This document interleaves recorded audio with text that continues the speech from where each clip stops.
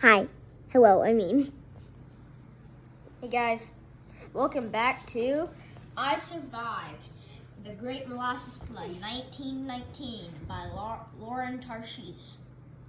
Chapter 4. Chapter 4. Chapter 4. Ow! I'm sorry. Okay. The growling noise got louder.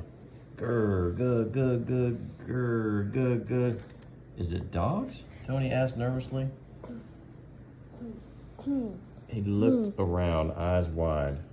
Do your eyes wide. That's pretty good. Do your eyes wide.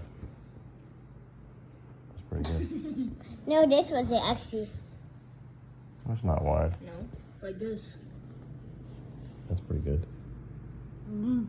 I have to put your mouth where it is. Stop. Fine. No, I'm done with this.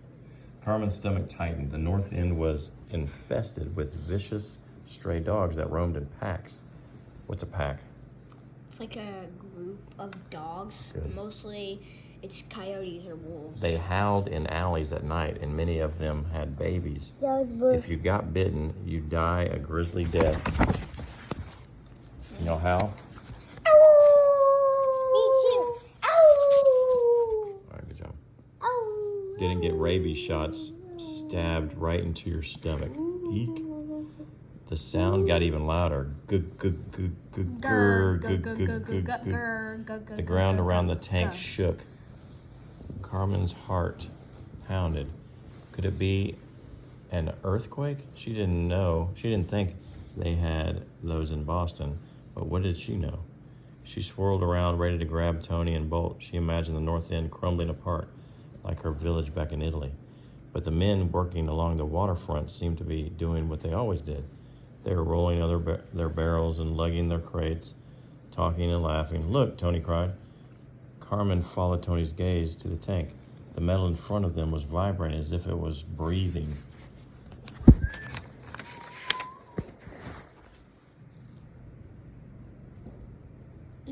Is there something in there? Carmen thought. Her heart skipped a beat. What if it's a... But just as quickly as the noise started, it stopped. The tank went still. Carmen and Tony were so focused on the tank, they didn't hear the footsteps creeping up behind them. Hey, what do you think you're doing? Boomed a voice. Carmen practically jumped out of her skin. She and Tony slowly turned around like this.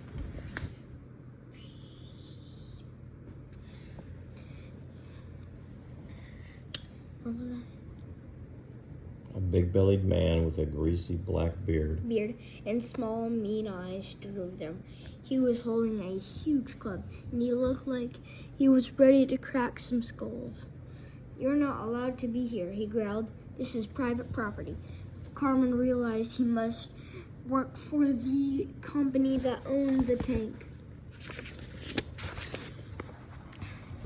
Sorry, Carmen said, her voice shaking. We were just worried we heard some noises coming from the tank.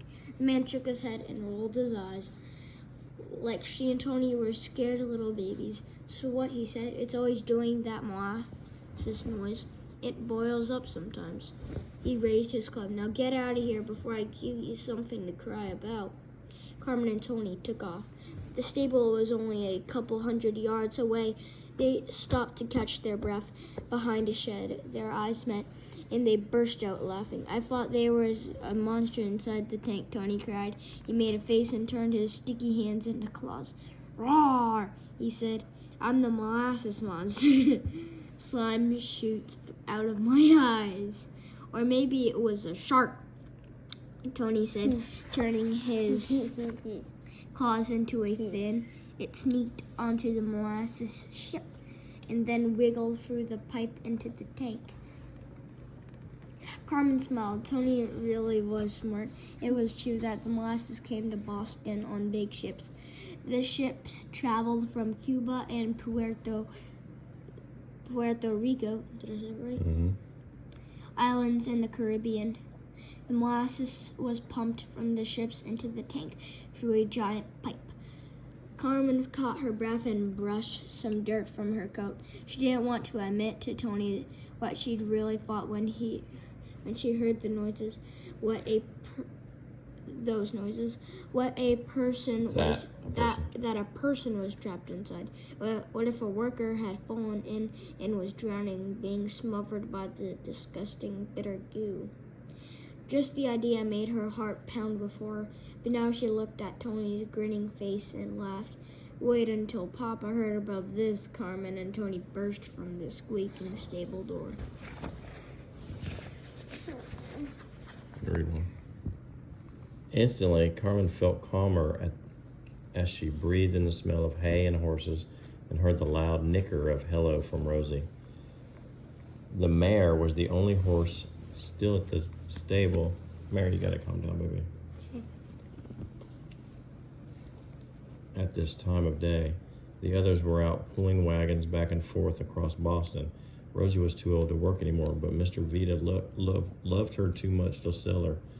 Rosie poked her white head over the door of her stall, flicking her ears and snorting softly. Carmen gave her a kiss on her nose.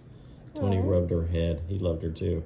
Rosie stuck out her long pink tongue and started licking Tony's fingers. Tony laughed. I think you like molasses even more than I do, he said to Rosie. Papa, Carmen called. We're here. Carmen expected to hear Papa's cheerful voice. He usually came running out from the back to wrap her and Tony in a big hug. But it wasn't Papa who appeared, or Mr. Vita. It was Tony's mother, Mrs. Grosso. What was Mrs. Grosso doing here at the stable? Who was watching Tony's little sisters and his little brother Frankie? And then Carmen noticed the worried look on Mrs. Grosso's face. More than worried. Mrs. Grosso looked scared. A stab of fear slashed through Carmen's chest. Had something happened to Tony's father? Had Frankie broke his arm again? Did one of the little girls get bitten by a rat? But wait, why was Mrs. Grosso looking at Carmen? Why did she have tears in her eyes? Carmen, Mia Cara. My dear. My dear. She took Carmen's hand. She I'm so took sorry. Carmen's hands. But your I'm Papa so sorry, is but your very Papa sick. is very sick. Uh-oh. Not good. I think he does. Chapter 5. Say goodnight. Bye. Bye, guys. See you tomorrow. I think the dad